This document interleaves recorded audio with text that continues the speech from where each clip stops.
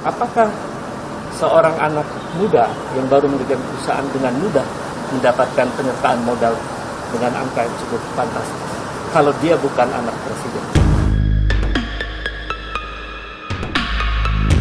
Sahabat Kompas.com, dua putra Presiden Joko Widodo yakni Gibran Rakabuming Raka dan Kaisang Pangarep dilaporkan ke KPK pada Senin 10 Januari 2022.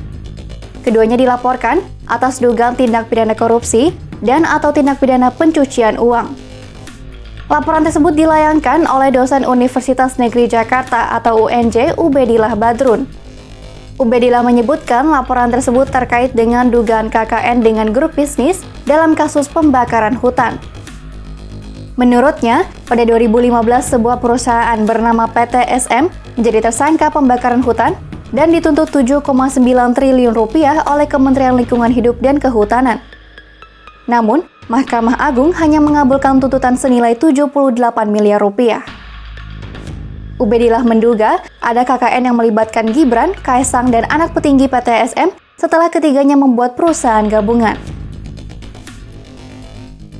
Karena nggak mungkin perusahaan baru, anak presiden, mendapat suntikan dana penyertaan modal dari perusahaan Ventura yang juga itu berjejaring dengan PT SM.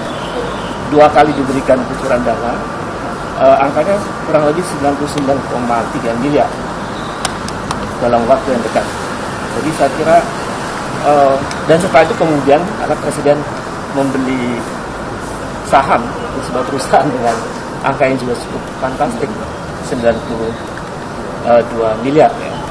Dan itu bagi kami tanda tanya besar. Apakah seorang anak muda yang baru mendirikan perusahaan dengan mudah mendapatkan penyertaan modal dengan angka yang cukup fantastis kalau dia bukan anak presiden?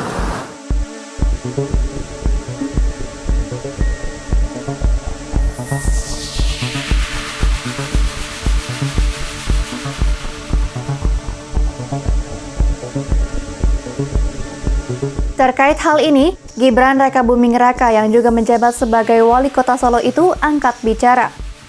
Gibran mengaku tak tahu mengenai dugaan korupsi yang disangkakan padanya dan Kaisang. Namun demikian, ia mengaku siap diperiksa dan dipanggil KPK. Ya silakan dilaporkan, kalau salah ya kami siap. Semua itu. Tapi saat timbul itu memang nggak ngecek seperti apa di belakangnya ternyata ada pembakaran. Itu belum tahu. Untuk masalah track recordnya ya tanya Kaisang. Ya cek aja, cek aja. Ketika ada nantinya panggilan untuk ini akan datang. Ya cek aja, kalau ada yang salah ya silakan dipanggil. Salah ya apa ya dibuktikan.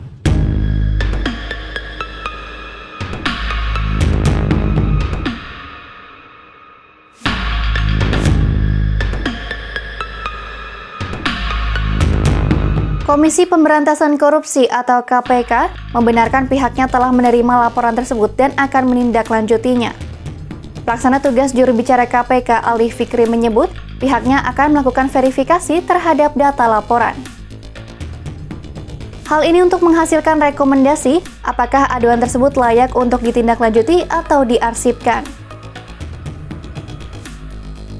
Proses verifikasi dan telahan ini menjadi penting sebagai pintu awal apakah kemudian aduan tersebut sesuai dengan undang-undang yang berlaku, termasuk ranah tindak pidana korupsi, dan itu menjadi kewenangan KPK ataukah tidak.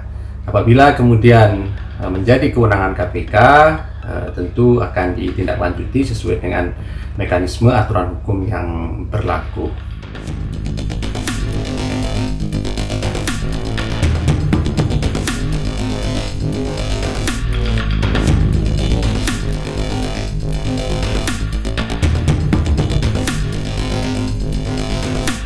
Demikian news update, simak informasi terupdate lainnya hanya di kompas.com, jernih melihat dunia.